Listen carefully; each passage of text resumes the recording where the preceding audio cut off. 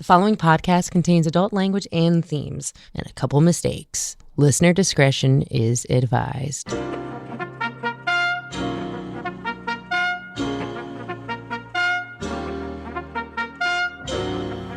one and only Keenon Man, neighborhood black man. Ladies and gentlemen, keep your arms and legs inside the car at all times, because we're going there. Taboo topics are back on the table. Hey, I'm Joe. I'm Matt. And I'm LeJon, and this is the Going There podcast. A recurring theme in my criminal justice courses at Kent State was always the prison system, how reform was needed, and there was always this idea of, is it rehabilitation that's happening, or is it really just punishment? And of course, there's the huge influx of privately owned prisons and the incentive to incarcerate people. I'm excited about this and scared all at the same time because the first day LeJon and I talked in person, as a quick aside, he's like, oh yeah, by the way, I went to prison. I was like, the fuck? And you know what? I love this man. And even spending an hour with him before he told me that, it didn't change my opinion of him at all. It just made me love prison. Yeah. I was just like, take me, show me. No, I'll tell you because like I've never judged him after he told me that. I've never thought of him differently. I've never been like, ooh, I don't want to give this man my credit card. In fact, I've handed him my credit card many a times. Mm-hmm. I trusted him to help me buy a car. Yeah. Like thousands of dollars. He's like, you just got to drive it over the border, meet this dude. I mean, my butt hurts from all the condoms of heroin I have in my butt, but I've never let LeJon tell me the story because by the time he started to get into it, which was like our fourth conversation, I was like, save it for the podcast. And we're going to be talking to some other callers today who have their own experiences. And I want to kind of look at this wholesale. What happens in prison? Why do people go to prison? Why are people put away? And why do people keep going back into the system? So LeJon, the floor is yours. You know what? First and foremost, I want to thank you guys for even being willing to listen to this story. I don't know if it's an interesting, mind-blowing story and everything, but it's my story, and it is. And the what people it is. listening to the podcast have been listening to you for how many episodes? And they're like, wait a second. Like, wait, this guy's a jailbird? That should have been episode 1. Hi, I'm Joe. I'm Matt, and I'm a jailbird. And this is. You know what? Yeah, that's true. I think I'll start out by saying life is so easy. You are born and you're told what to do by mommy and daddy. You go to school, you do good work. You graduate school and you either go to college and get a job, have kids, and essentially repeat, right? That's pretty much life.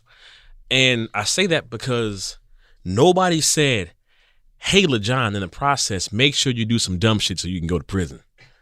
You know, and that conversation never took place. So the point in that is I spent 180 days in a federal prison because of some dumb shit that I decided to do outside of what was already made easy for me.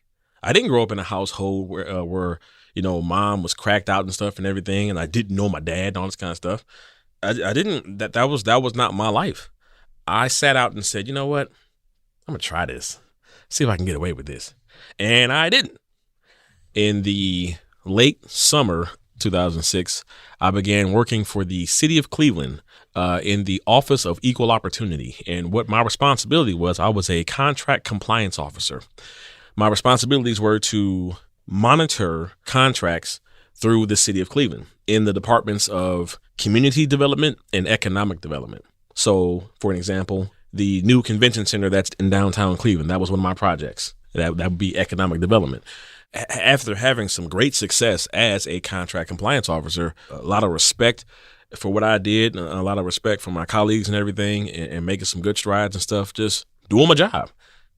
One day, I came across a contract for an economic development job where the people who were getting the contract pulled me to the side and said, hey, jokingly, quote unquote, if you ever want to make a few bucks, You can help us with this paperwork that we have to do just to get these contracts. To do work in the city of Cleveland, you had to abide by certain guidelines and rules and regulations and everything. Along with that comes a lot of paperwork, a lot of bureaucracy. Exactly, basically what it is. And of course, hey, I'm the one that's monitoring this stuff. I'm the contract compliance officer, making sure that you are in compliance for this contract. I always say there's truth in every joke. There was some truth in that joke. You really don't want to do this shit, do you? You really wouldn't mind somebody taking care of this paperwork for you. And as I sat there and heard, I'm like, damn, I really could take care of that paperwork for you. So you were doing the paperwork that you would be doing in the office outside of office hours? On their behalf, though. You were doing it on the side. So essentially it was you were in breach of contract, doing a conflict of interest, moonlighting for something that went against your role. Exactly. Guilty is charged right here. We've all done that at some point in our lives. Yeah, I was working for Pizza Hut and had an interview for Donato's once. Yep, that's exactly the same. Is it? Okay. Book 'em, Dano. Yeah. Man, I have so many things I want to say to that, but please. keep going. Oh, yeah. If it doesn't get much more salacious, It better get salacious. I'm about to get pissed on your behalf. But keep going. That's right. Yeah, that probably will take place. So for a certain amount, I did the paperwork that they were required to do on a monthly basis. They were meeting all the requirements anyway. They were just lazy and just didn't want to do the work. And you're working for the city, which means you were likely underpaid anyway. Mm-hmm. And you're like, oh wait, I can make a few extra bucks on the side. True. Look, I'm not condoning it. Breaking the law is breaking the law. Yeah. But if this was a private company, you would have been fired. And maybe fined. Yeah, you're probably correct. But with me being a city representative. Absolutely. It's government. That's definitely different. And they called me a person of powerful influence, which I was not. Well, when you would say right this way, people would follow. It was LeJon 1, the City Hall janitor number 2. Right, people exactly. of influence. Yes. They can make big time decisions and shit. There were lots of stories that I was privy to that were happening in the school system and in the other city system. I'm not saying let's justify one thing for the other. Sure. But because these people were actually powerful and were connected, at worst, they got a slap on the wrist. No one went to jail. Oh, bro. Oh, yeah. No one went to jail that I knew of. Yeah. When you're higher up, you get less. When you're a low piece of shit like I was and just came across an opportunity, you get the shit and you get shitted on. And again, I'm not saying that personally to say that, hey, listen, give me the pity party and everything. They put me in prison. No, I was wrong. I committed a crime. But the time that I got in regards to the crime and everything, especially when I tell you the amounts that I got booked for, it's ridiculous. So this contract came and went, was successful, if you will, as far as, hitting the purpose and move on. And if you weren't the guy filling out their paperwork and somebody else was who didn't work for the government, there would have been zero problem, correct? At all. It would have been because it's not like you were like making shit up or getting illegal people into the system or anything like that. No. Okay. Now, here's where the real trouble comes in, because that's how I got started into getting into my shit. Now the hamster wheel is rolling. I'm like, okay, wait a minute. So, you got away with it and you got that confidence. Oh, yeah. And I'm like, well, what if I take the weight off of some companies who really, I know for a fact don't want to go through this shit and everything. So I started reaching out to them and saying, hey, listen, I know you got this contract and everything. I know the city's giving you a hard time with all this numbers and bureaucracy shit and all this kind of stuff. Check this out. Let me take some of the weight off it and everything and save you some time. That's where the problem was, because now I'm the one that's putting in the effort, reaching out to companies to essentially shake them down. And it was broken down to be extortion. That's what my charge was. Were you actually shaking them down, or were you offering your services? I was offering my services. I wasn't like, putting them up against the wall and everything and if grabbing them by the collar. If you don't do this, you'll never get in. Exactly. None of that kind of stuff. I simply was just offering the services. Again, man, look, without judging you, I'm not saying what you did was right. I'm just saying in the corporate world, depending on who you are, unless you're the scapegoat or the sacrificial lamb, you're not going to prison for that shit. You're getting fired, and it might show up on your record. But problem was my dumb ass reached out to one of the wrong individuals, or I could also say I reached out to a particular company and the lady said, let me get back to you. And the moment we disconnected, she called the FBI and said, hey, this person's trying to shake us down and essentially offer his services and everything, while he's a city employee. And was she wrong in regards to what I was trying to do? No. And then I became a federal target.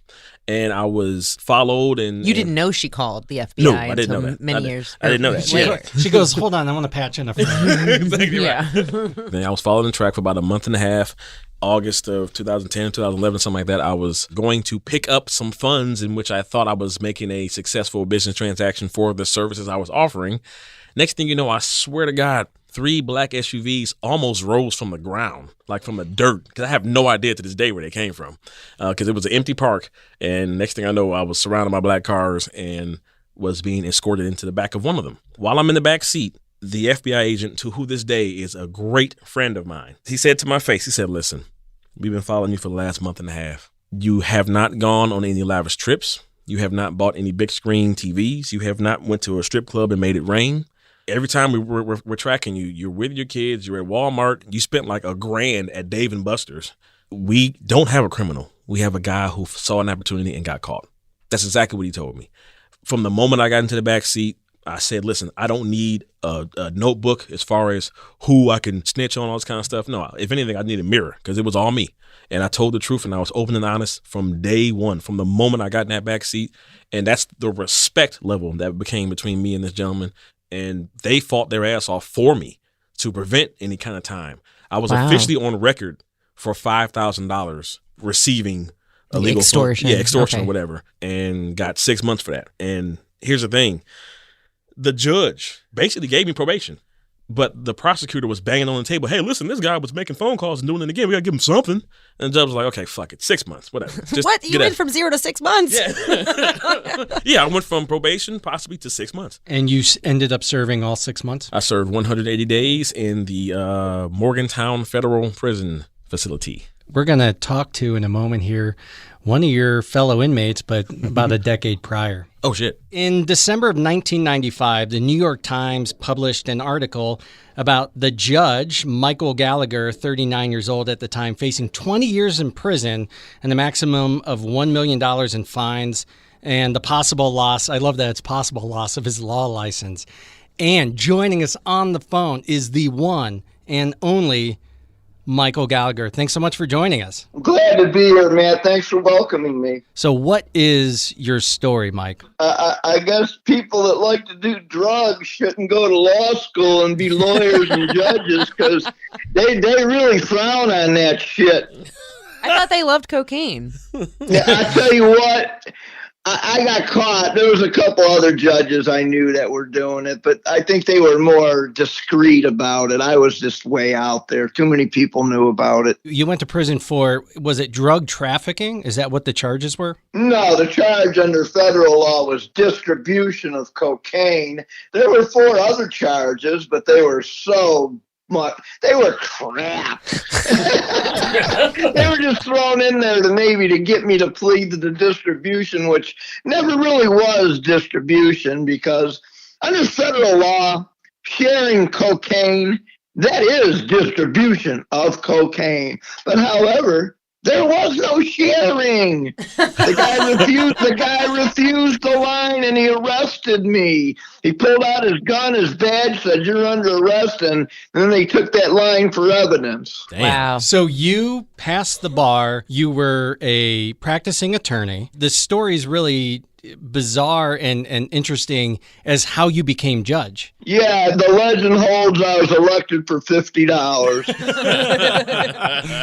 Is that bribe money or was that your campaign fund? No, that was not my campaign fund. That was the filing fee you had to pay at the Board of Elections to file your petitions to run for judge. What did I have to? I don't know. Somehow I got these signatures. I guess maybe I don't know how law collected it. works. It's a long time ago. Sign a I mean, line, get a line. We're talking 1990. I ran for judge 30 years ago. Shit. I paid the $50 and I stayed home, never formed a campaign committee, never campaigned. I won.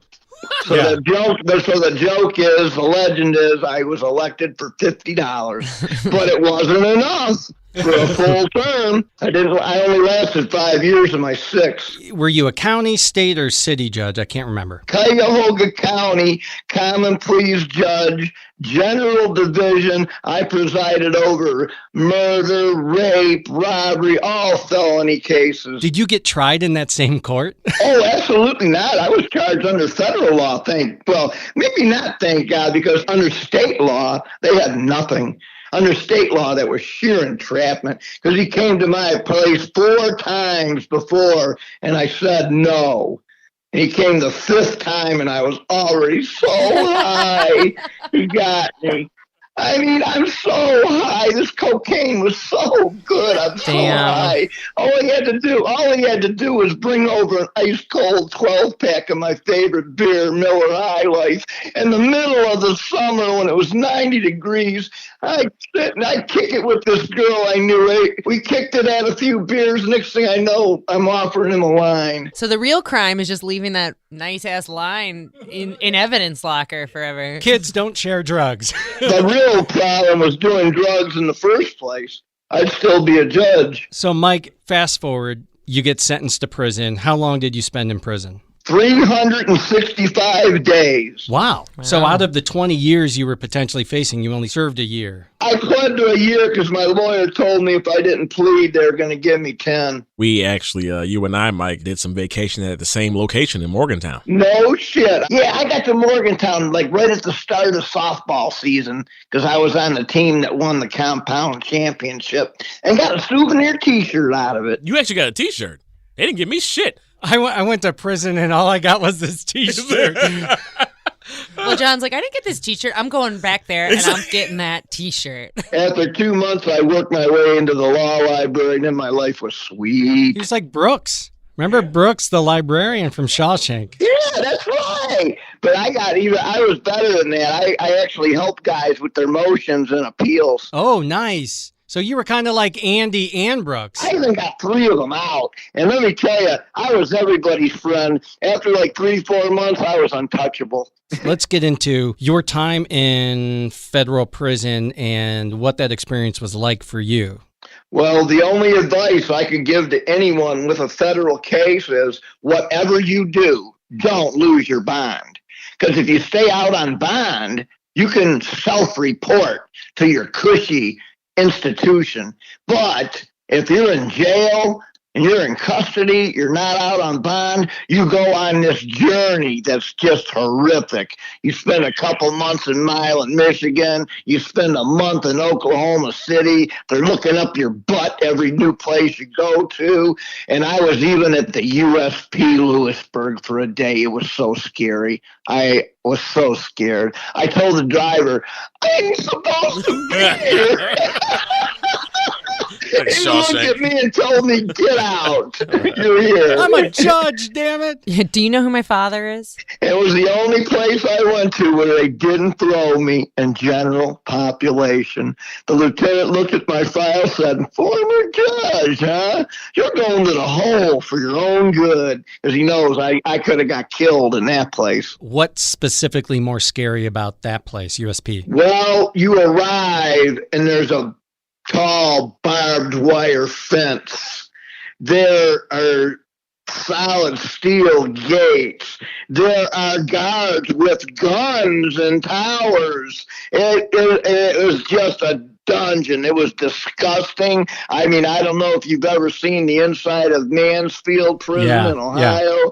It was that filthy and disgusting, at least where I was in the hole. And its reputation preceded it? Because you said you were scared while you were pulling up, so you weren't in the hole yet. Yeah. Yeah, I took one look at the place and said, what the fuck? No, I'm a judge. That guy let me know, that the driver, he let me know, you're here, get the F out. You know, he was done. He had no explanation to me. I want to hear LeJon's Morgan Freeman be like, my friend, Mike Gallagher. I saw him when he came in that day. Yeah. They threw him straight in the hole. They know he wasn't going to make it. The first time I laid eyes on Mike Gallagher, I knew we were going to be friends. There was something about that him. Is amazing! He crawled through 3 football fields of shit that day. That's what It's the difference between the federal system and the state system. Now, see, in the federal system, they'll protect you. They'll protect you if you need protected. And when you're in general population, they watch you. They don't let stuff happen. In Ohio, state prisons, oh, man, they don't protect you. They turn their backs. They let anything happen to you. It's so sad. I feel so bad for people that do state time. They are really going to suffer. Is it because of budgets or? I don't know. I've never been there to give you the reason, and glad I haven't, but just the stories are horrific about how the guards just let anything happen. I think maybe because they're bribed. I don't know. Studying criminal justice, we talk to people who were prison guards. A lot of the stories you hear is these guys are underpaid. Like any other kind of law enforcement, have all these other problems going on in their personal life, and it's almost like free reign to just kind of take it out on whoever the fuck deserves it that day, is at least from the stories that I've heard when people are being pretty honest about it. Yeah, that makes sense, because they're also in prison too, and that's one thing that's one thing I remember a lot of the guards saying, like, listen, the only difference between you and I is at some point I get to go home for the night, but I'll be right back in here and in prison again with you the next day, and we're all this shit together. Unless you're Jeffrey Epstein, he got to go home for the day, just had to come back to prison at night. That's a different story. Exactly. So it's late 90s, you get out of prison. What happens next, and what's your life like? February 7th, 1997, I was released from FCI Morgantown. My best friend forever, my BFF Billy, picked me up and drove me back to Cleveland. After a while of being out, doing whatever, he took me to my mom's. That's the only place I could have stayed with my friend, but I thought I'd get in trouble if I did. So my mom and dad were very forgiving. They're good parents, and they took me in till I could put myself back on my feet. I got a couple jobs, one at Giant Eagle, and then one at a bookstore, Baldwin Wallace College bookstore. I got back on my feet, saved up enough money to get my own apartment. My ex-wife gave me my little girls back. Then I proceeded to raise my kids on a pretty much minimum wage job and a part-time job. And we made it. I think we're starting to see a little bit more of moving towards progressive mindsets on it. But for somebody like yourself, non-violent offenders, there's that stigma. What was that transition like? Did you finally get to a point where you're like, this is bullshit? No. I had 4 little kids to take care of. I wasn't turning my back on them. The thing about it, Matt, is I'm one of the lucky ones. Most guys that end up in prison, they don't have a loving mom and dad that they can come, that's willing to take them in when they're 40 years old because they screwed up. It's just not, it doesn't happen. I'm one of the lucky ones, but they made it clear you're going to go out there, you're going to get a job, you're going to get 2 jobs, you're going to get you back on your feet, and you're going to get out of here. We just want to help you get back on your feet because, if we don't, we think you'll go back to prison. And you know what? I think if I'd hung out with my buddy, I would have, because it's just so easy to, how you say, fall back.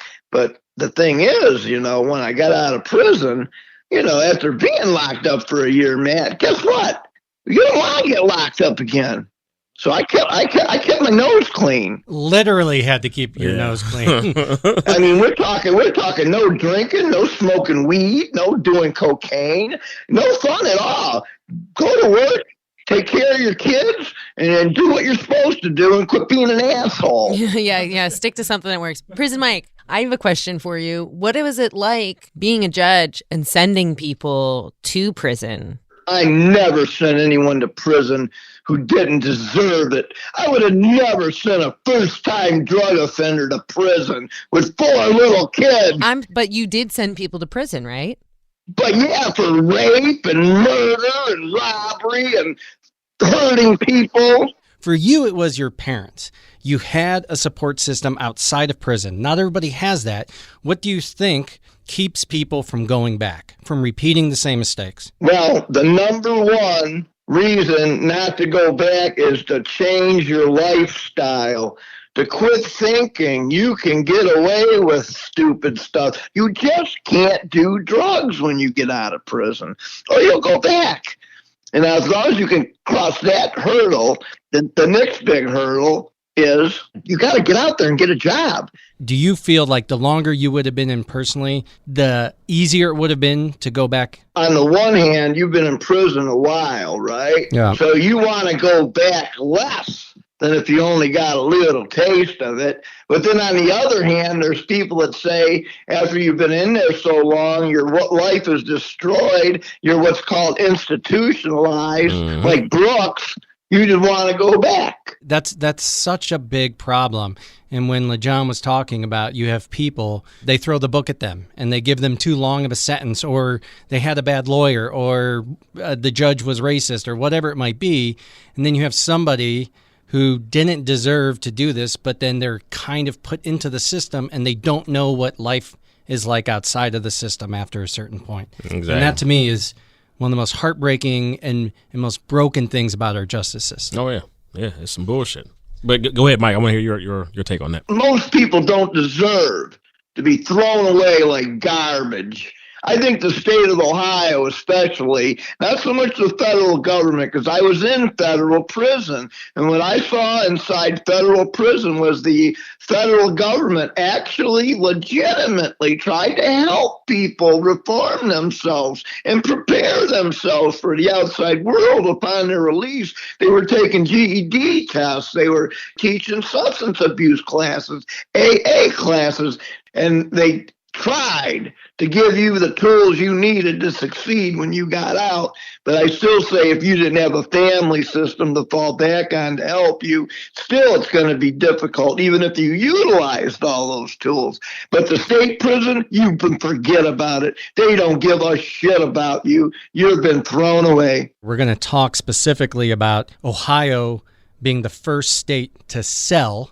private prisons. Usually the stuff is contracted out, but they were the first state to actually sell the physical prison so that a private company could own it, and what the problems with the private sector of the justice system look like. But Mike, thank you so much for your time, man. We really appreciate this. This has been awesome, and we appreciate your candor as always, and especially your levity that you bring to it, because we had some good laughs. So Thank you so much. I want to thank you for inviting me, and I want to say I appreciate the time, and I appreciate your panel. I thought this was a good experience. I enjoyed it.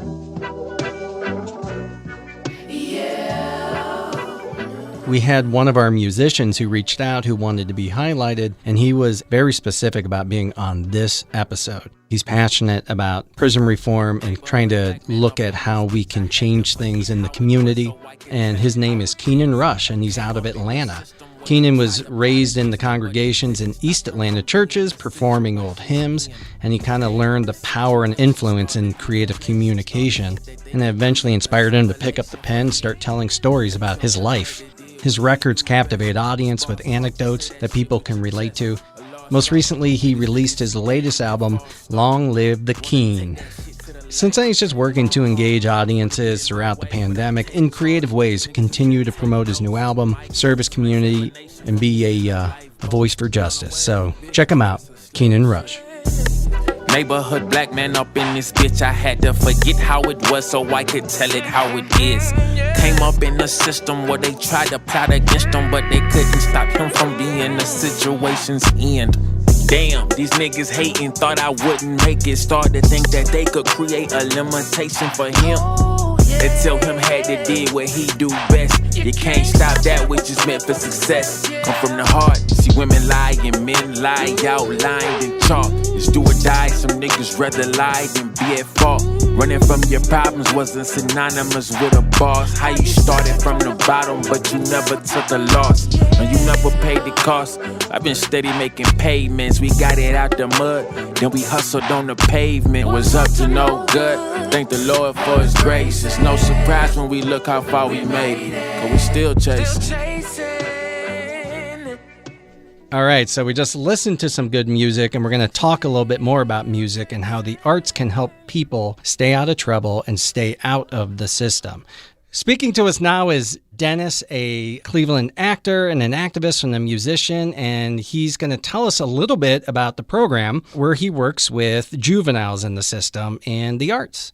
Hey, Dennis. Hey, Matt. How are you? Good to talk to you. So, Dennis, say your last name since I kept butchering it on my outtakes. It's Castiglione. I mean, you'd think me, a Dago, I could pronounce such an Italian name like that, but who do you work with and what is this? It's such an awesome program, something to do that gives them this outlet, and those things get stripped away. And it's so important when people like Dennis jump in and add them back in. And what's awesome is he's working with juveniles, but these things happen in the state and federal prisons as well. Absolutely.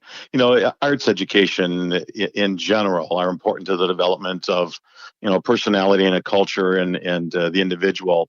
And when those programs are missing, whether it's in public schools or private schools or in our jails, it deprives those kids from development.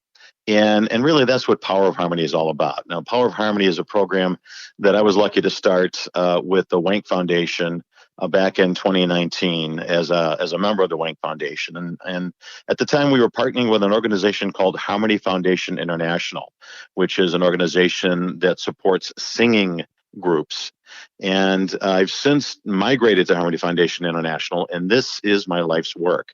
So my job is bringing music into the juvenile correctional facilities, into youth prisons, to give them a creative outlet to channel their talents. It has certainly therapeutic support. It's a chance to establish singing as a core personal and community asset, but very specifically multi-part a cappella singing. So it's an ideal way to introduce music to youth in the facilities, but get them working together on something and making a sound together. It's the sum of the parts being greater than the individual, right? We built it on 4 pillars, if you will.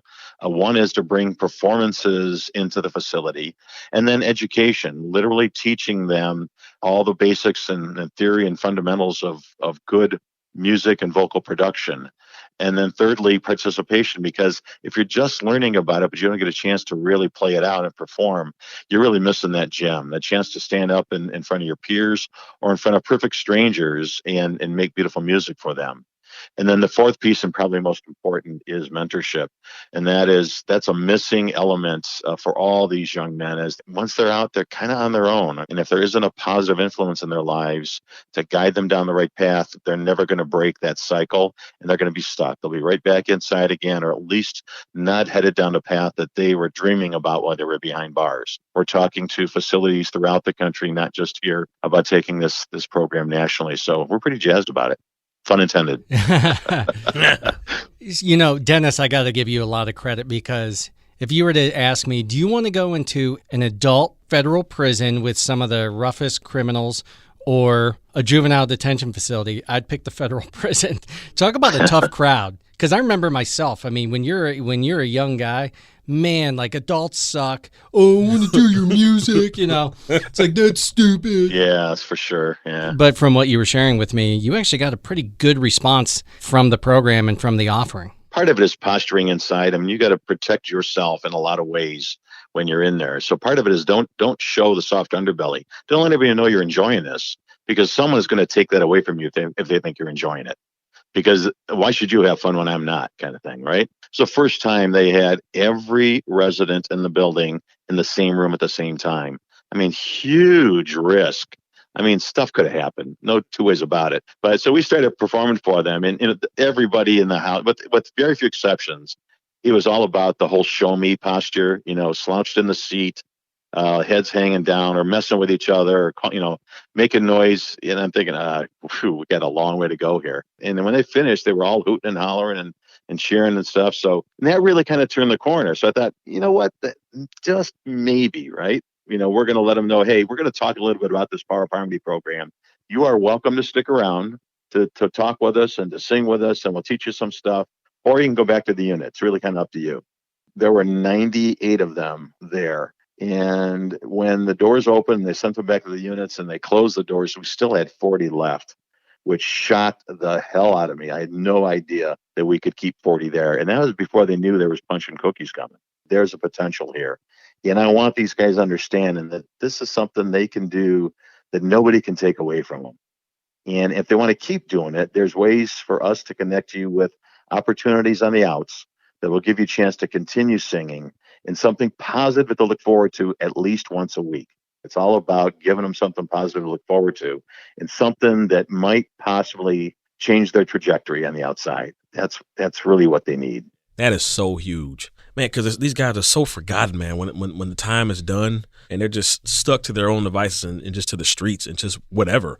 And that's where that return comes in. But when you have functioning programs that allow them to have that hope and allow them to have some kind of engagement of something that is real and genuine on the outside, and that they already had a taste of it on the inside, that's what's awesome. I love that. There's a bigger, uglier, colder piece to that, to be honest with you.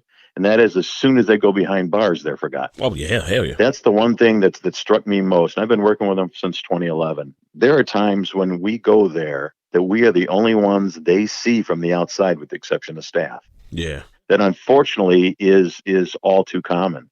And that's where that damn cycle continues, right? Because the only transportation they know is the guy that they rode with, when they committed the crime. So they hop in his car, and the next thing you know, back in the cycle again. So I want them hopping in the car with a guy that's been working with them inside in a music program that can drive them to the church to sing in the choir, drive them to the men's chorus to sing, drive them to an a cappella group that's singing in outside that they can be a part of. The interesting part about this is how taken they are when they realize you are there for them. Yeah. That blows them away. They can't even fathom that. I remember one time one of the guys said, "So why do you come here?" And he says, "You could just be hanging at home or whatever." And I said, "Yeah, I come here because it makes me feel good." He goes, "Coming here makes you feel good?" I said, "Yeah, because I realize that I'm here for you. And if you need me when you're out, I'm here." They're still looking for someone that gives a damn when they get out. I'm not a hero, but I see what's missing. And, I just want to be able to do that. Well, and the cool thing is, even though it really hasn't been that long since you've been doing it, you've already seen the impact. And even if it's anecdotal, even if it's in small doses, you've seen the impact when they get on the outside, which is really what it's all about. Yeah, that's for sure. Dennis, is there a URL or somewhere that you can send people if they're interested in this program? Absolutely. So the URL is harmonyfoundation.org. And you'll find the Power of Harmony icon right on that homepage. And click on that, and you get a more in-depth story about the Power of Harmony. So harmonyfoundation.org is the URL. And thank you for asking, Matt. Thank you for what you do. You do a societal good for all of us, whether or not we have somebody in our lives directly who are impacted. We're all impacted when somebody serves the community. So thank you.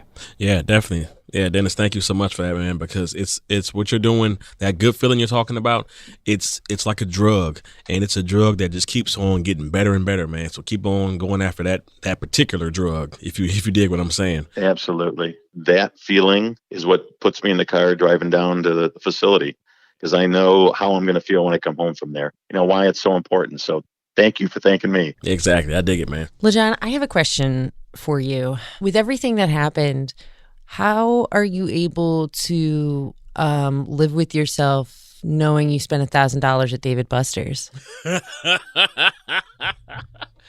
Well, for the reasons and why I did it, hey, I felt great about it, but I could have chose a whole bunch of other different places besides Dave & Buster's. There was another location called the Boneyard that essentially was just like Dave & Buster's Jr., and I spent a lot of money there too. That was documented. But so you spent $1,000, and what'd you get? Like a tiny stuffed bear? Pretty much, yeah, stuffed bear or a bag of candy. You have 60 million tickets. You can pick between this bag of candy or that fucking bear. And nothing else. Yeah. No, but you know what? I will say it's not nothing. You gave your kids a good time and good memory. Yeah, great memory. Now, I do have to jump on Joe's bandwagon and judge you for spending $1,000. Oh yeah, Dave & Buster's. I mean, we would seriously, man. If you're like, I went to Vegas and spent $1,000, I'd be like, yeah, that makes sense. But meanwhile, if I did that, I probably would have gotten more time. Because True. that just, they would be like, oh, you're just doing this for personal pleasure gain. But how do you even spend $1,000 at Dave & Buster's? Well, no, it wasn't like a one time. It was like multiple I thought trips. It was like one trip. No. I was. No, I just want to see the Law and Order episode where Sam Waterston's up there being like, Your Honor, this man spent $1,000 at Dave & Buster's, and the judge is just like, life in prison. It's like, Sir, Just tickets you coming can't. out You, everywhere. yeah. he's So- like, okay, you get one shot at the skee ball. If you hit the,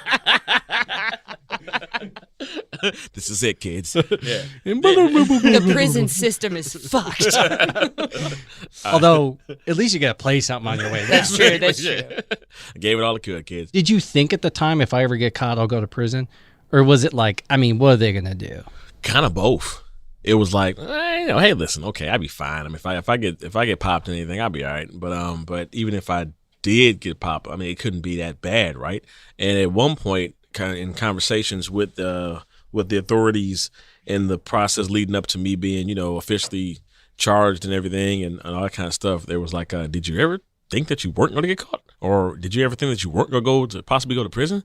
I'm like, I never really thought about it. And the reason I think also why I never thought about it was because of what I was doing. Again, splurging on strippers and stuff like that, and big screen TVs and lavish trips. Then it would have felt more like, okay, yeah, this is really, really jacked up, and I could be looking at some time as a result. But it was just like A second job. pretty much, and then and straight to Walmart and straight, to get clothes and stuff and everything and stuff for the kids and fun trips, and it's to like Dave & Buster's. Yeah. And the process of being followed and documented, I remember one of the agents saying, your son sure can hit that ball. He was referring to every Sunday we would go to the park and play baseball, and they were watching me. They saw me. And that's when they said, like, again, in the back They're seat, like, dude, you're the most boring fucking person we've ever Yeah, followed. I mean- like we got put on this case thinking, here's some dude extorting money. We're gonna chase him to Vegas, Exactly, yeah. and instead, this son of a bitch is going to Dave & Buster's and baseball games. let me get this straight. This guy's an actual dad and doing dad shit? Yeah, that's pretty much what it was, man. Agent Johnson, you're gonna go on a sting case, except you're gonna follow paint dry. Yeah, seriously, man. That's pretty equivalent. I self-reported because I wasn't considered a threat. So my brother, Big Lou, he actually drove me to West Virginia. Have fun on your first day of prison. Right. The first day, here I am getting dropped off, and I'm dapping up my brother. All right, man, I'll see you in 6 months. So you didn't have to show up in chains off a bus. No, Okay. self-reported. I got in the car. Because you were in a flight risk. No, it wasn't a fight. Because even when you had the money, you weren't going anywhere. Did you have to No. call them and you're like, I hit traffic, I'm going to be a little late? No, like, that'd have been funny as shit, too. No, not at all. I'm sick today. Can I come in tomorrow? Right. And speaking of money, I paid back every dime that I was documented for extorting before I went in. God damn it. Let me ask you this. Do you think if I had committed that crime, No, you would. You'd have been fine. You'd have been at home, chilling. Yeah. not once have you ever asked for pity, taken pity, said I didn't deserve it, any of that. No. But you believe in your heart of hearts, 100%, if a white man who looked like me, clean-cut white boy from the suburbs, had done the exact same thing, it would have been like, look, he's a good guy. He's never committed anything like this. Let's just give him probation. He knows he made God sad. Yeah, he made God cry, so he'll say 7 Hail Marys and pay back the money. Yeah. And then probation or house arrest for 6 months or so. Yeah. Money was paid back, I think, a month and a half before I even got sentenced. See, if this was civil court, this was somebody suing you, they couldn't claim damage if you paid back the money. Mm-hmm. But, and I'm not saying that there shouldn't be some form of retribution in the form of rehabilitation to make sure you don't repeat the crime, but I still find it a little fucked up because it's like at this point, fire him from the job. I resigned. Put that black mark on his record and move on. Anyway, first day in prison. The first day was the worst day. And I have days that I actually remember the actual day. I remember day 139 because I remember what happened. I remember day 118 because I remember what happened. But first day, I get, again, dropped off by Lou, dap him up. All right, man, appreciate the ride. You know what I'm saying? A little bro hug. As he's getting ready to pull off, a car comes behind him, and the reaction is completely different. This man gets out the car. His wife is bawling, crying. I mean, just losing it hysterically and everything. And he's just trying to comfort her as best as possible. We both go through the processing, and we're both sitting in what you call, I guess, D block. We're just sitting in the waiting cell. We've been stripped down, butt naked. We've been searched, assholes split apart, cavities, all that kind of stuff and everything, searching your mouth. earlobes, all that shit and everything. Do they still hit you with the saltpeter stuff? No. That's old school. Shawshank, old Shawshank. school, yeah. What do they do instead? Strip you down and that's it. And then they issue you prison clothes, which is essentially just like nurse scrubs and shit, and give you like these slippers. And I got there in December and those slippers were not working out. So I had to go to get the issue. wait. boots. Like they were cold. You Wait. were so cold. You You had mean? slippers? Like they literally are like slide-ins, like these almost like Keds, Yeah, like Keds? house Yeah, shoes. like slip-ons, but that's what you wear even in the yard and everything? No. That's just when you get there. Oh, gotcha. And then Okay. they give you the prison issued boots, which probably have 2 sheets of paper for insoles. Sure. It's ridiculous, man. It's about your comfort. Right. As we're sitting down in the processing, waiting to get our assignments as far as what units we were going to, what our housing units or whatever, the natural question is, hey, how long you got? And I say, yeah, man, 6 months. I asked the question in return, what you got? 10 years. That's Wow. why it was so different. And this man ended up being one of my best friends in there, white guy. Love him to death. Still talking to his every day. Yeah, so that was day one. And when I say day one was the hardest, is mainly because the acceptance. Like, oh, this is real. I am really here. This ain't a joke. This ain't like a experiment and everything. And okay, that was fun for 2 hours, and then I'm going back home. I'm here. And I am not going back home. I'm not going to be able to see my kids. This is really happening. Part of it is to break you, right? Yeah, hell yeah. Especially when you like they strip you of all your clothes and everything, man. You're just sitting there ass naked, and this guy is just straight up treating you like a piece of meat. Search here, been there, all this kind of stuff and everything. You're just another criminal. I don't care about your story. I don't care if you really weren't guilty. I don't care if you were super, super guilty. I don't care if you're a great guy. I don't care if you're a father, brother, uncle, and all that kind of stuff. You're just another criminal. Am I to be mad at them for that? I'm here on my own terms. Like I said in the beginning, man, life is really easy. Humans fuck shit up because we find a way to fuck shit up. Did you break down at any point that day? No, not at all. I knew why I was there. I knew, you know what also helped me? Not that even if I didn't hear his story, but 10 years to 6 months, I was going to be fine in that regard because I long accepted where I was. Let's just go ahead and knock this shit out. I documented each day. I made a journal. I have a document, one paragraph of just the events of that day. The reality hit real quick. Of course, communication is nothing because, unless you reach out to your family and everything, you're not talking to anybody except through letters and shit, which they read before you even get them. So here I am. Each day comes and goes, and I eventually end up getting a job. I end up working, and I worked in the kitchen, sweeping floors and mopping floors and wiping down tables and stuff. And it was that life. Here I am. Did time move like slower than anything? Or some days were faster than others. And whenever I talk to my daughter, and she said, "When you coming home?" I said, "Listen, when the leaves come back on the trees, you'll see Daddy coming home." And I found myself always looking at the damn trees. Like, I know what I'm going home. Yet still, I'm like, damn. like the government signed up for that contract too. They're like, oh shit, it budded early. We got All right, Gotta think about it, right. LeJon, here you go. Yeah. The daily prison experience, you do you. And what you bring is what you get. If I walked into prison, the moment I got there, I'm walking around with my fist balled up and everything, and I'm looking at everybody with a mug face and shit, you know what I'm saying? You're looking at bitch. If I did all that kind of stuff, that's exactly what I'm going to get. Okay? Because they're going to say, oh, that's the kind of life you want to live in here? We're going to make sure you get that life. Right. That's the universe doing that too. Exactly. One of my favorite quotes, it's actually from Mike Dichter. I'm not sure if it's his own words, but he said, wherever you are in the world, that's where it's at. I love that. I tell that to my kids all the time. Wherever you are in the world, hey, that's where it's at. Because you're there. And what that meant for me was I became a superstar in the prison. This is what happened. Every Wednesday night, there was karaoke night. And this guy, he was getting close to getting on his way up out of there. And he used to host it. And he didn't have time to do it anymore. I would always just sit in and see him and watch him host and everything. And I would sit back in my seat like, man, I can kill this shit, man. I can blow this bitch apart. And while I would go, there would probably only be like 7 people in the auditorium. I went on stage one day and I performed Toto, Hold the Line. Love isn't always on. So,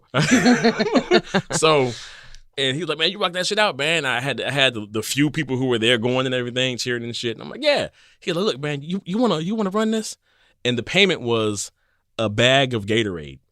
That I got What, paid. they have them in bags? Like the mix? The powder. Oh. Yeah, that was my payment. He's like, yeah, I'll get you a bag every Wednesday. I don't know. I don't know what to say. Like me being me, and I brought up some flair and everything, and I would pump up the people who came on stage to sing their songs and stuff and everything, and word spread. Listen, one night, like I said, on average it was 7 or 8 people in the auditorium. One night, I know for a fact we had 150 people in that auditorium. Whoa. For Wednesday night karaoke, and I'd always say, "Hey, listen. If you're in here, you're in the best place in West Virginia right now. And we're in prison." Right.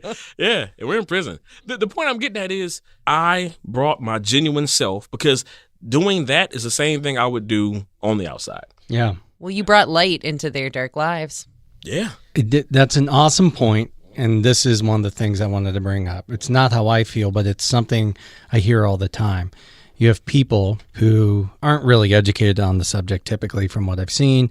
When I've read these kinds of like messages and posts, is you have these criminals in prison and they have the internet and they have TVs and they're doing fun things like It's good. They get to eat free food and work out all the time. yeah, and they say it like it needs to be worse. Right. What do you say to that? Being away from your family, being away from society, being away from reality is more than enough. But even in saying that, what I did learn while being in prison is we're not the ones who was really in prison. Let me get this straight. I'm being fed 3 times a day, regardless if I think it's great food or shit. I got a place to lay my head. I'm not paying any bills in here. I'm just here. I'm here. My time has to be here. Meanwhile, my kids are going to school every day, having to deal with the questions of, dang, where your daddy at? All that shit.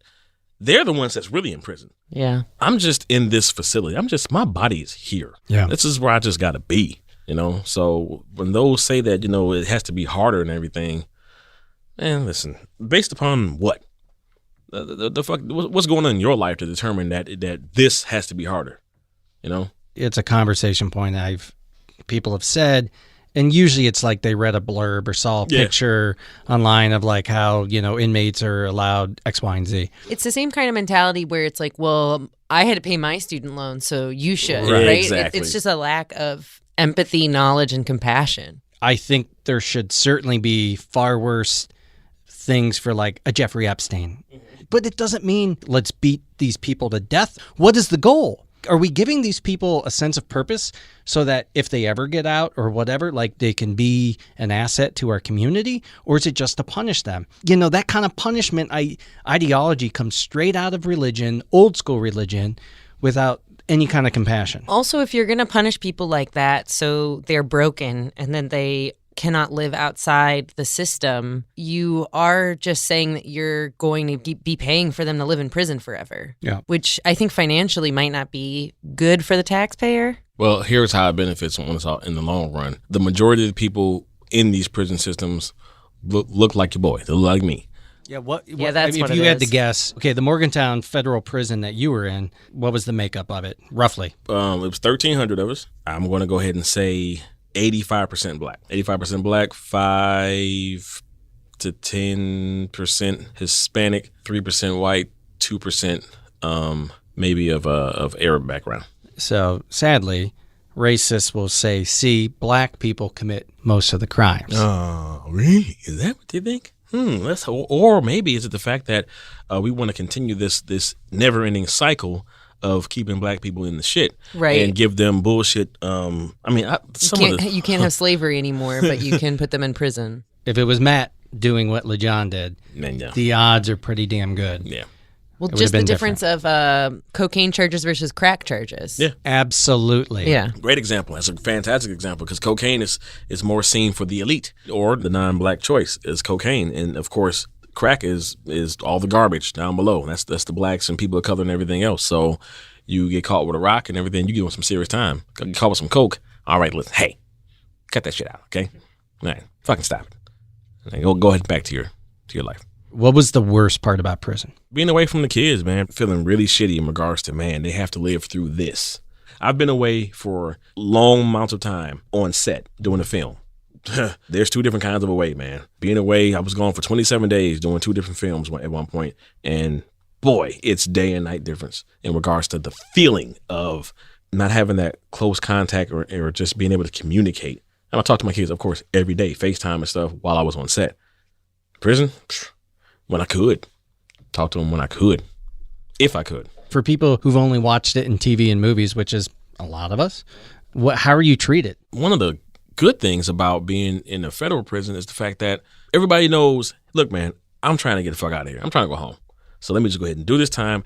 And the administrators and the COs or whatever, they know that too. Do what you got to do. And you didn't have lifers with you? No. If I did, I didn't know it. Okay. And I highly doubt that. Because that is a big difference. A huge The difference. lifer's like, look, I'm already here. So if I got to shiv somebody, I got to, Exactly, yeah. I had guys who had been places for a long period of time, then came there, and then still had to do some long time. Mm-hmm. I was down with a guy who had been down since 1988. And I remember looking at this guy like, what in the hell is this man going to do when he leaves this place? I mean, we're talking about, we're past pagers. We're talking about cell phones and just internet and stuff, and just like, what the fuck is this guy going to do? Here to talk about his own personal story with incarceration and what he's done with it after the fact, Jonathan Charlet. Thank you so much for being here with us today. Oh, thank you for having me. So you and I started the conversation, and one of the things that you touched on from a very educated standpoint from your own personal experience and then studies that you've done afterwards, one of the biggest problems in our justice system today, at least on the institutionalized side of it, is privatized prisons. And you've experienced time in these privatized prisons. Can you share some of that story with us? Yeah, well, the first, what they call parent institution I was sent to was Lake Erie Correctional Facility in Conneaut, Ohio. When I was sentenced and went there, they were operated by Management and Training Corporation at the time. They were one of, I think, 2 or 3 privately operated state prisons in Ohio. And then I was transferred later to North Central, which is in Marion, Ohio.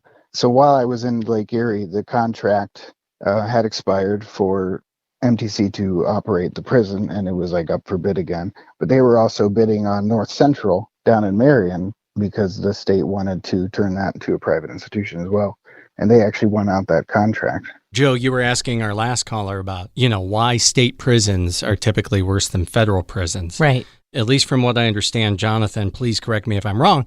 We just happen to be in Ohio. Ohio is, at least they were the start of some of the first really bad things that happened with selling to private companies and contracting with private companies. Well, luckily, I kind of got to get out of the mix before the kind of bad stuff really happened. So currently right now, Ohio operates 27 adult prisons and 3 for juveniles. And Lake Erie, so after I left, because the contract was up, they were looking for a better price to manage the facility. John Kasich, governor, then decided he would just outright sell the prison, which has never actually happened in this country. Ohio has the distinction of being the first state to actually sell a prison to a private company. So they actually sold the land, because how private prisons operate, they're basically kind of leasing the facility. Basically, the inmates are kind of like contracted a certain number. I forget what year. I'm going to say it was in 2011. They sold Lake Erie Correctional Facility to CCA, which is, I think, the biggest private prison company. Let's talk about why privatized prisons are a problem.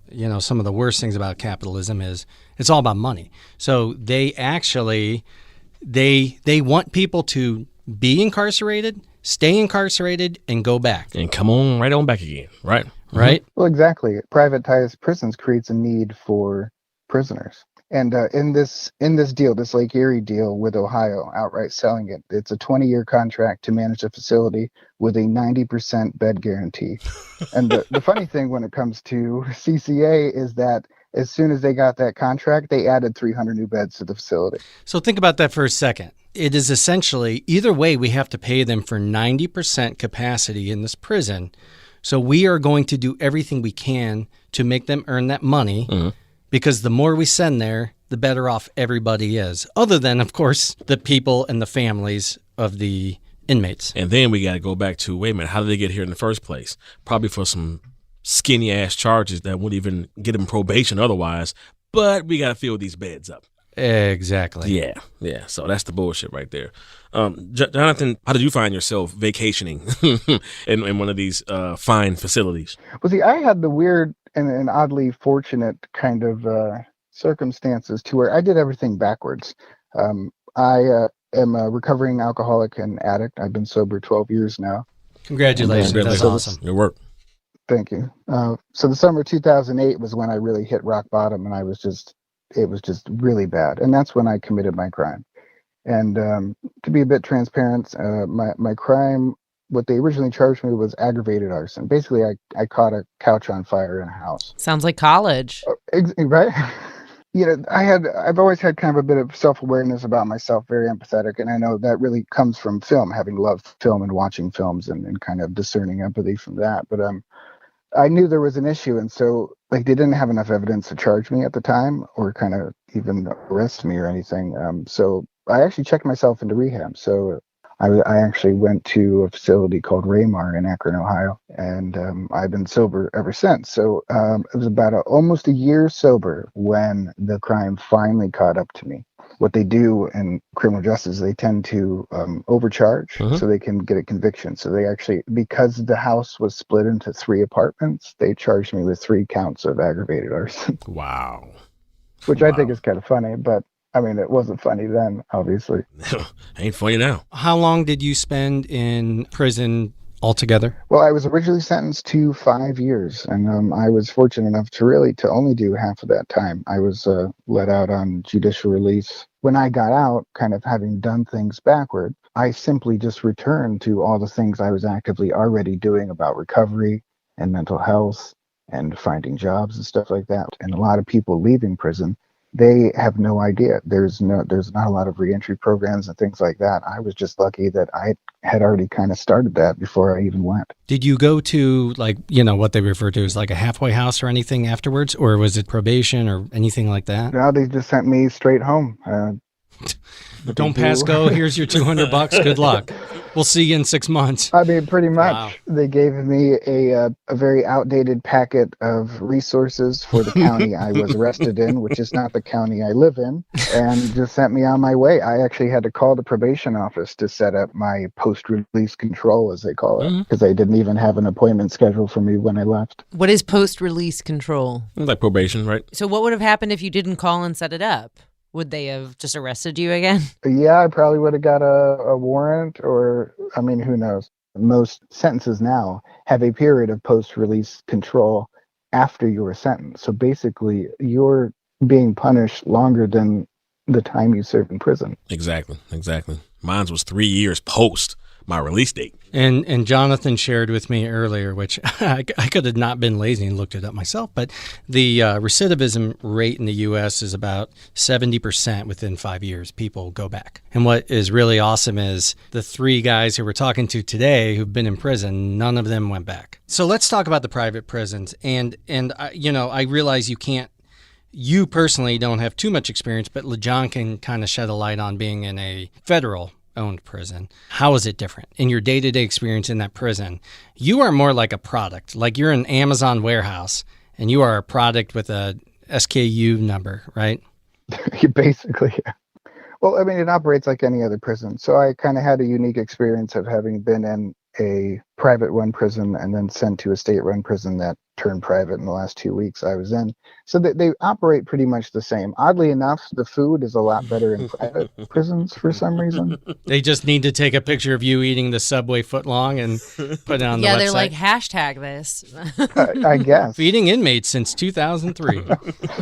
It's a really strange kind of thing. Under Ohio current law, actually, the state must contract 2 privately operated prisons, provided they provide a 5% savings compared to state operated stuff. Wow. Which is kind of funny because in a sense, so you have this private industry that is for profit. They're trying to make a profit doing the work of the state for less than the state would fund it for. And so it's like, how are you doing that? And how are they doing it?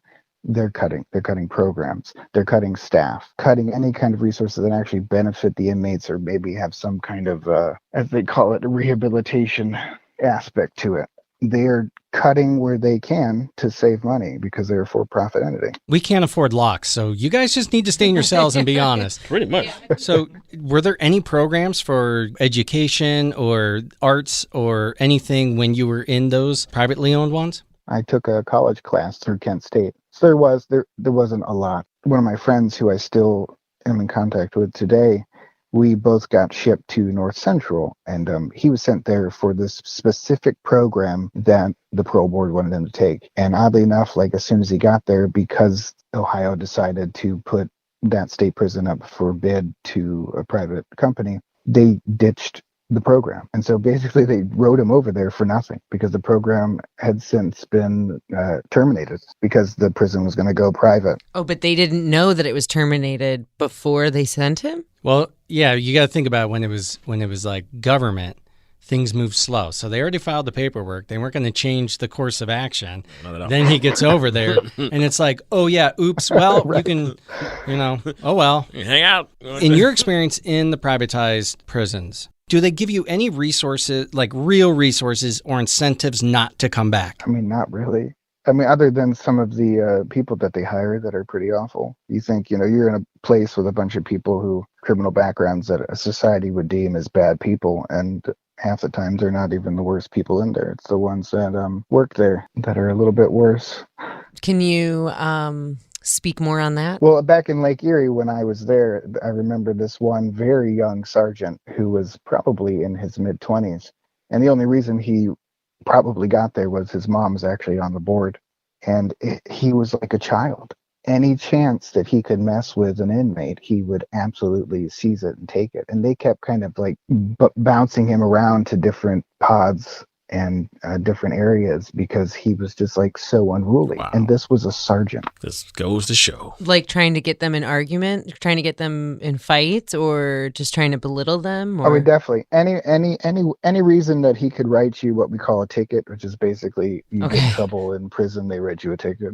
Any reason he could write you a ticket, he would try to find. He'd provoke you and all that kind of stuff. Do they have barriers to become a prison guard? Like, are there mental health checks or background checks, or like for the police in this country, and that is a very hostile environment at any given moment. Honestly, the kind of sad bulk of it, I was kind of screwed up already before I even went. Having gone to prison and coming back out, I was more screwed up coming out than I ever was before I went into rehab. And that actually makes sense. Man, how did you feel knowing that you were in there and this was you were in the bulk of the business end of the concept, if you will, of prison, the business end of it all? Well, basically, going into that, I was completely ignorant of it, completely ignorant of the concept that we have private, for-profit prisons in this country. You took it upon yourself to rehabilitate, even before you went in, but especially after you came out. Yeah, really, they just hindered your rehabilitation. That's the problem. Most prison in this country is not about rehabilitation. No. They can dress it up like it is. No. But it's not. It's about punishment. Yeah. And then it's about the bottom line. I know, LeJon, I hear you speak. Both of you don't sound like violent people. Don't sound like prison was necessary. It's just, can you speak on being in the same place with people who are violent offenders versus, you set a couch on fire? LeJon, you took some money, you took a loaf of bread to feed your family, basically. Like, I would love to hear your thoughts on being in the same area with these rapists and murderers. It's a kind of odd thing about that. It's like when you're in there, there's a weird, it's a community, sense of community, oddly enough. Like everybody's doing their time, no matter what it is. You're all in this thing together. So there's really kind of no discern of like who these kind of people are, because for one, you're not necessarily seeing their crimes actively. You're just seeing them go about their daily life in prison. It's just like this contained little society of people who did bad things and now they're put together. And for the most part, those are kind of things that don't necessarily come to mind while you're in there. You're in there doing your time, and kind of what you did is inconsequential, really. Did it humanize these people to you? So for me on the outside, I haven't been to prison. So I'm thinking, a drug crime. You're soft-spoken. You must be really nice and docile and kind versus, these rapists and murderers. But you say when you were there, you were just all in this shit together. Does that make you see them more as people, or, Oh, it absolutely did. Absolutely did. I've always kind of been a very empathetic person, and I guess the friend that I spoke of before, his criminal record is no joke. He was a bad mamma jamma, and he was one of the most kind, helpful people I met in there. I mean, so much so that I still talk to him today. I mean, he, in there himself, realized his wrongs and who he wanted to be as a person, and he became that person. And he does a lot of mentoring programs in there and stuff now. There's so much information here and heartbreak and yet some inspiration. It's not like I specifically said, we're going to talk to these exact people. It's people reached out, and Jonathan, you were one of them, and you're like, I have a story and I'd be happy to share it on your podcast. So when I posted, like, who out there is passionate about talking about prison reform and rehabilitation and, you know, the overall system? And it's funny because there's so many people who just paint with such a broad brush, and people are like, the problem with prisons is they just don't have anyone. Like, they're people don't have family, so they end up going. It's like, dude, no. The people I know do not fit this mold you're trying to, like, not everyone who goes to prison, one, not everyone deserves it. Two, a lot of people are over-sentenced, as we've talked about. But also, three, LeJon, you were raised by good people. You had these things about you. You're not somebody who I don't trust. And even after you told me you went to prison, it wasn't like I started watching the silverware. You know, people can fuck up. Yeah. I don't think Wait, you have good silverware? Yeah. No, it's cheap as shit. It's Target. Never mind. Nobody in this room is probably innocent of never committing a felony. We've all done stupid things. We've all gone through those spells in our lives. And so what I love is that we're breaking that stereotype. Yeah. No, that's the absolute truth. And I appreciate you for saying that. Another thing that doesn't happen in regards to that is the conversation with these same people, like what we're having right now. And after the fact, the man or the woman is completely different from the act. They're not one and the same. Who's willing to take that time to sit down with individuals to really hear their story and really figure out, okay, what you did is one thing, but tell me about the man. Tell me about the woman.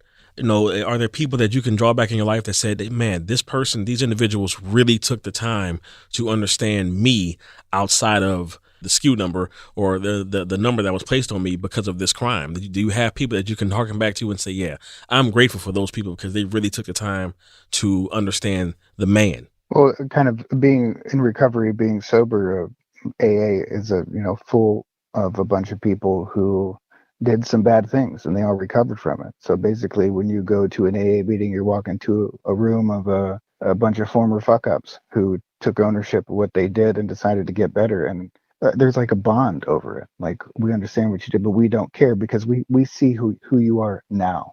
And that's what's important. And sadly, in this country, the stigma, it never goes away. It never goes away, especially if you got a felony, and felony 2s and 1s can never be expunged. If you have multiple, they can never go away. That follows you. I'm sitting right here with a letter from 2017. I'd went and applied at Amazon to work in one of their warehouses. I was essentially hired in, and part of that obviously is to run the background check, and they did so. And then they sent me this letter, and the way they wrote it, it's really short, but it's like so offensive. So it says, as you know, Amazon.com Inc., blah, blah, blah. We now write to advise you an adverse action that Amazon has taken against you. It's interesting because it's you were talking about how the prison are just former fuck-ups and you're trying to get better and that they appreciate you for you. Yet after you leave the prison, you're just thought of as a fuck-up.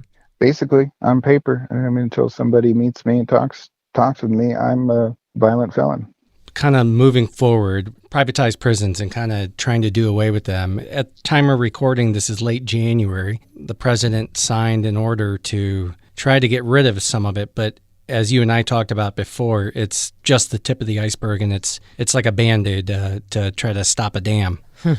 Or more so a pat on his back, if I want to be a bit blunt. I mean, it's nice. Obama tried to do that in 2016 before he left, and obviously the next administration kind of put a stop to that. But I mean, the percentage of federally operated private prisons, it's small. It doesn't really make an impact, and it doesn't cover any immigration detention facilities, which, from what I gather, immigration detention facilities are run by private corporations. So it doesn't even begin to touch that or even go into that. So yeah, it's a nice idea, And it sounds really good, but really it's more of just a pat on the back. 'Cause the bigger problem is we need to eliminate private prisons across the board, at the state level, at the federal level, just across the board. It's creating a need for prisoners. This is a business that thrives on recidivism. I mean, and in a sense, that's just like it is the core of evil and the evil of capitalism, basically. What do you want the average person like myself who hasn't been to prison to know about people coming out of the system in general? Because again, people make a lot of assumptions. They certainly paint you in a certain way. And then also there's the idea that, well, anyone who comes out is broken and there's no way they can ever be trusted again. Well, people coming out of prison, they're your brothers, your sisters, your mothers, your fathers, your uncles, your aunts, your friends, your neighbors. They're human beings. We're all human beings, and we all make mistakes. And some people make bigger ones. Some people get punished bigger for that. But in a sense, we're all human. And what I would love to see in this world, in this country, and what I try to do in my own life is we actively take an approach to care for one another. You'll see a lot less of this if we get back to more of a sense of community, and that it takes a village to raise a child kind of mentality. You will see a lot less people acting out, committing crimes, coming home and then screwing up again, going back. If you had people to lend a hand just to help. One of my favorite quotes from the Dalai Lama, he said, our primary purpose in life is to help other people. And if you can't help them, just please don't hurt them. Boom. Yep. Support, man. That's where it's all about for me. The support. There's so many people who lack the support beforehand, and they damn sure lack the support after they got out. And if that was there, who knows? Who knows, man? And in addition to eliminating these private prisons, you're going to have to in turn get rid of these petty ass sentences for a nickel bag of weed, because they went hand in hand. Okay, you had the nickel bag of weed and everything. You got guys going to prison for 5 years and stuff. So hopefully that happens too. But the dollar reigns supreme, so we'll never know. Maybe prisons can get money for keeping people out. You know, it's funny that you're saying that, but isn't that the truth?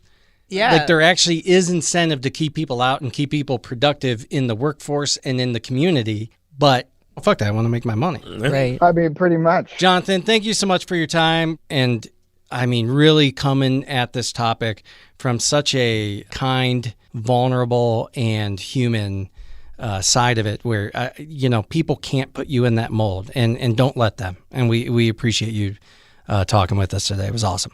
Yeah, thank you for having me. Back to the in prison experience. What you put into it is what you're going to get out. The bad days were things happened on the outside that I just couldn't do anything about. Day 139, when my children's aunt on their mother's side committed suicide, and the shitty feeling of, man, if I wasn't in here, because we were so close. We were so damn close, and I know for a fact I'll die with this feeling. I could have helped. I could have prevented this if I just could have been there, Day 118, my uncle dying. And man, it that one, it just sucked, man. It just fucking sucked. But I can also say that in being there, it made me grasp this concept and really own it. If these two hands can't touch it, can't put themselves on a situation, what can I do, and why worry? And it may sound so minimal, but it's just the reality. If I can't physically put my hands on the situation to alter it, make it better or whatever, I can't sleep with a hard pillow and let it keep me up at night, because one thing for certain, I ain't leaving this place.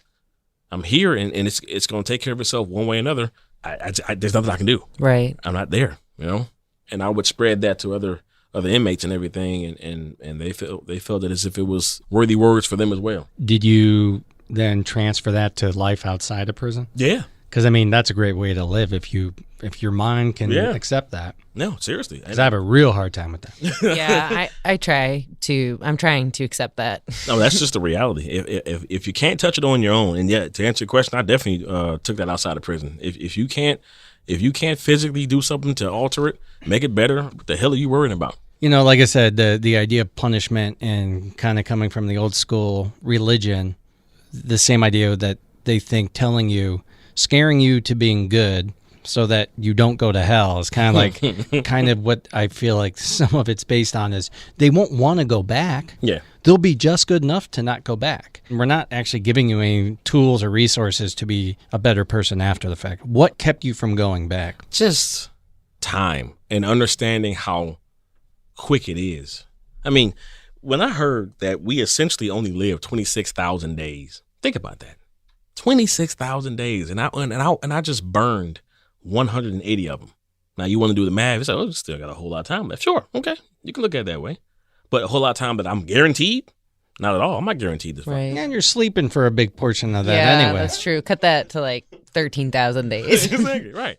Yeah, especially if you take naps like this guy. That concept and just the desire to do and be better for those who look up to me. Mainly my children. I gotta say though, I'm grateful. I am beyond grateful. I do believe had I not gone, I'd be dead by now, because I was on a path of just idiocy and just dumb shit.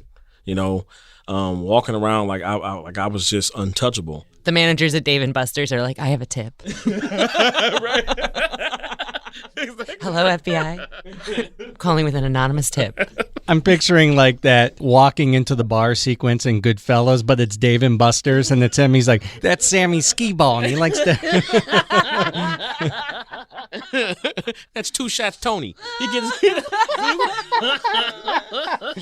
And still, Samuel L. Jackson's there. Yeah. Stacks. Yeah, shit. But seriously, I was beyond grateful for it. I was going to community centers and shit, and doing the hey, don't be like me, you stay in school speeches and shit, and knowing that I did something that makes myself look bad, and then it can help somebody else. I don't have any problem with that. Knowing that my experience has helped other people, has helped the youth, and helped even older people or whatever. I'm glad that I was able to take that time and use it for that. I had to be humbled, man. I had to. God knew what he was doing. I had to be sat down and just chilled because I was on a different kind of path. It was going to get worse as far as my unhumbled mentality. It's just funny, man. Everything is indeed happens for a reason, because there's no telling where I would be, who I would be, if I would even be, had I not gone. Yeah. Life isn't this one thing. Mm-hmm. Life is a cabaret. Life is a cabaret. Yeah. I mean, it's messy, it's tough, it's heartbreaking, it's beautiful, it's all of these things. I think it has a lot to do with capitalist society. Yeah. Those of us in the professional field, you have a resume. And you don't list, I got fired from this job on the resume. And with prison, it's like you got this black mark on your life resume. Yeah, you're an untouchable. That's that campaign, Uncheck the Box. There's a campaign where you don't have to, where they take that box if you've been convicted of a crime. And I mean, I realize that's a good start, but it's kind of like, why can't we talk about this? Right. If we looked at our like school records, our transcripts, and you had how many times Matt got suspended or had detention or had to stay after class and watch the whiteboards, I'd be like prison Mike. I'd be scary as shit. But it's because like, okay, we'll accept this, but we don't accept that. And obviously, it's all in context. Yeah, like super violent criminals and violent offenders, yeah. I mean, yeah, there needs to be different things. But somebody like LeJon, who didn't even embezzle or steal money, in my opinion. Technically. I'm not saying he didn't do a crime. He did.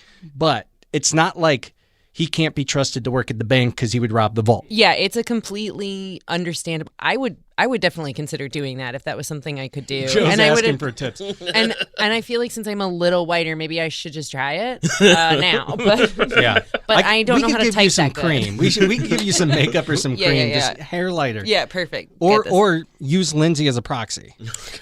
Lindsay, I'll talk to you offline about this. We need to change the system. I would love to see it change, and I know that's crazy. It's like asking for world peace, but I think it starts with getting rid of privatized prisons, because there's very few federal ones, but on the state level as well. And then also they're starting to realize that people aren't happy with it, so they're starting to branch out and doing the halfway houses and starting to do like the juvenile facilities. We have to stop treating it with these capitalist ideals, incentivized to incarcerate. Yeah. We should be incentivized to rehabilitate, or to stop people from going there in the first place. Systemic racism plays into it. Classism plays into it. All of these things. We need to fix the system. But I think if we can reform, even just rehabilitation. There's so many people who need to go to therapy.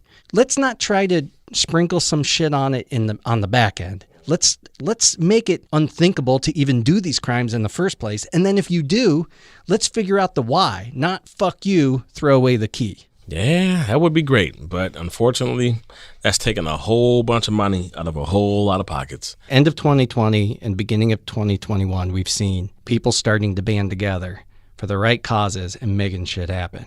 And I do believe it's not going to happen where it's completely changed 180 in our lifetime, but we can start that change now. We're already seeing it a little bit, but we got to do more.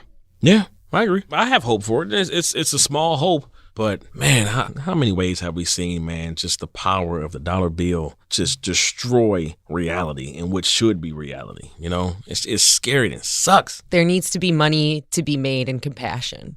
You know, like once you can make money, being a good person and like thinking about things long term and investing in your community, then people will. That makes sense. Yeah, I agree. When I hear LeJon's story and then I think about the things that I've done wrong and being in trouble, it's like, I don't think I'm an evil person. I think I'm somebody who fucked up. I think LeJon fucked up. In a sliding door situation, you could have taken a left turn that day and ended up in the exact same spot. Exactly. And whether I'm in prison or I'm in a mental prison, I want to be seen as somebody who's growing. I think everybody wants to be seen as somebody who is growing from their experiences.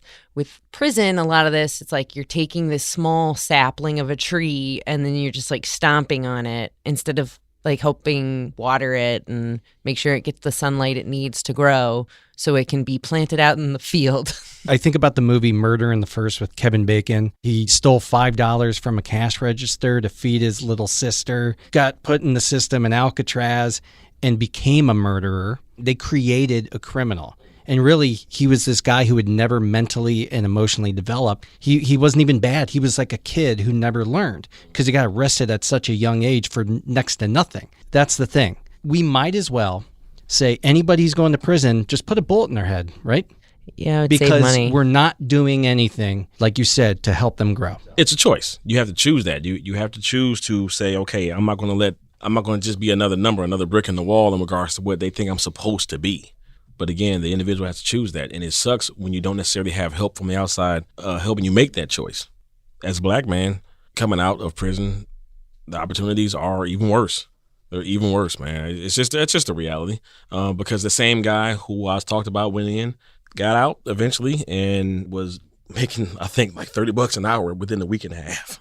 Wow. So, but no, thank you guys for listening and being willing to listen, because this is a part of the support and the after the fact work that needs to be done for people like myself and so many others who were in that process, who are part of that. And sometimes they just want somebody to hear them out.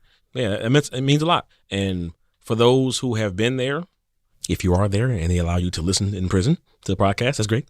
And if you, and those, you know, who are close to getting out or whatever, you are so much more than your sentence. That was a chapter of your life. And now the next chapter will begin. And make the best of that chapter and be the absolute best version of yourself, because whatever it is, whatever that you did, that doesn't make you who you are. We can't thank you enough for doing that and being willing to go there with this topic, because a lot of people would be embarrassed or feel ashamed, and, you know, never in this room, I'll tell you that. And to be honest, I'm a little disappointed that it wasn't more salacious, but man, thank you so much. Thank you so much for. There's always next time. Yeah. Let's go commit a different crime. No, I mean, you know, thank you so much for doing that. Yeah. And I hope the listeners out there take this in and use it for good, not to judge. I also want to thank our guests. We had Jonathan, Judge Mike, Prison Mike, and Dennis. Thank you so much, guys, for calling in, for chatting with us and enlightening us a little bit with your experiences. And then we also want to thank Keenon Rush for the music. Again, you can find him on Instagram at Keenon Rush, Keen on Rush. You can find him on Apple Music and YouTube. Yeah. I rode that green side with the roof back. Down North Side Drive where they shoot back.